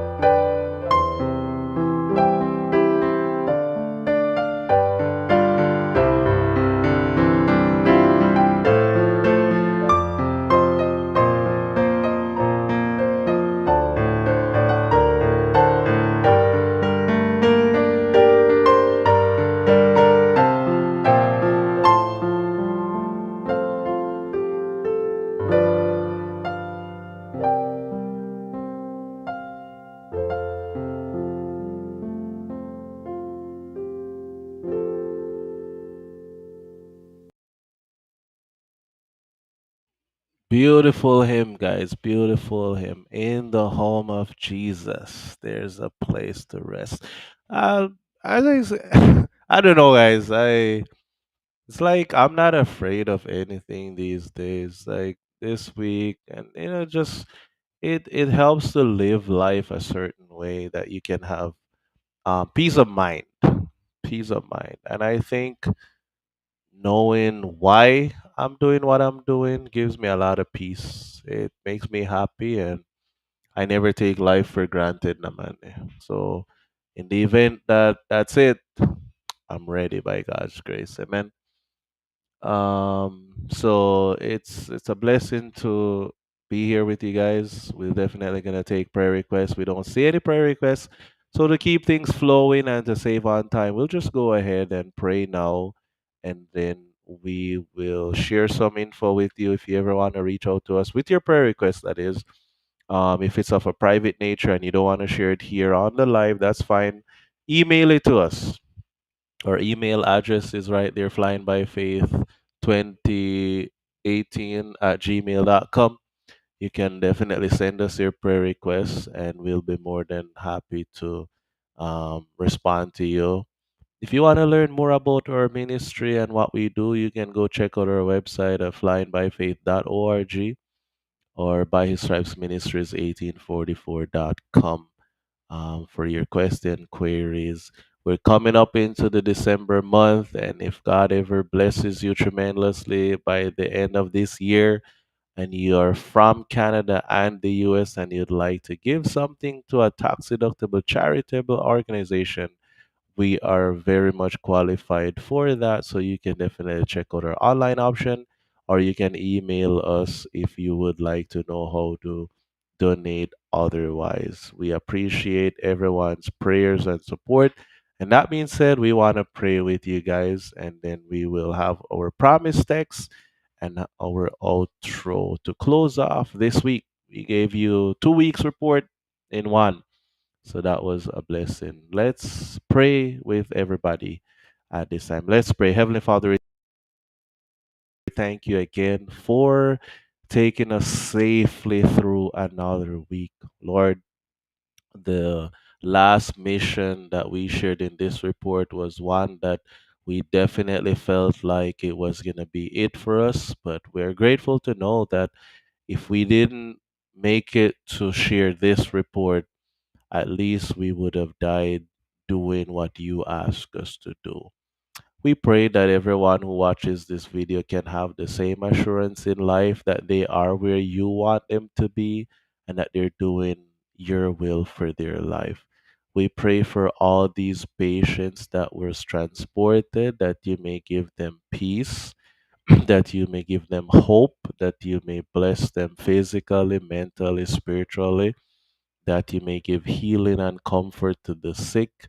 And we just pray for your blessing to be with them. Lord, the donors that you have been using to help purchase this airplane, to help to sustain it, the ones who give extra that we can feed the neighbors who have struggled to put rice on their table. We pray a special blessing to be upon them for what they've given to the work. Be with the rest of the team, the rest of the Palmer's family, the other missionary pilots, the other volunteers, those who help mechanically with the airplane to keep it safe and maintain order. We pray for our prayer requests, different things that we're praying for, more finances to be able to offset the rest of the expenses that we have pending, stuff coming over that the shipment needs to be covered for whenever it arrives in the country. We continue to pray for human resource that you may open the way for pilots to come and missionaries to come and individuals to come to help in even some of these community-based projects. We ask for more resources physically, and that you may bless and sustain the ones that we have, the airplane, the vehicles, the equipment, etc. And Lord, we ask that you may be with our families as well, who has to put up with us in this sacrificial life that we are a part of, where we are not always with them physically. We just pray that you may bless and comfort them. And we pray for whatever prayer requests that people might have that they didn't mention on the feed. Give a listening ear to those prayers as well, that they will be blessed, that you'll be there for them, comfort and guide and provide. And just watch over everyone, keep everyone safe, especially during this holiday season where people are more prone to be intoxicated with alcohol and not getting much sleep. Just bless them, protect them, and guide them. In Jesus' name we pray. Amen. All right. Thank you guys so much. And our promise text here is, verily I say unto you, inasmuch as you have done it unto one of the least of these, my brethren, you have done it unto me. This week we helped about 4 or 5 patients, and Jesus said, in as much as you do it unto one of the least, we've done it to 4 or 5 of the least. And we continue to serve. We continue to do what we do best. Don't touch that dial until you hear from us again. Blessings to you from the Philippines. Shout out to everyone. Mabuhay. One love. Walk good, everybody. One correction here. Ate Eileen said it's the great grandmother of Kobe, Nana Loring. And happy Sabbath to you, Joanda Guplo Malay. There. Happy Sabbath to you and your family as well. Blessings, everybody. Love no. Walk good. Take care of yourself. Mabuhay from the Philippines. And don't close the channel yet. We're going to have something special for you guys. Yeah, man.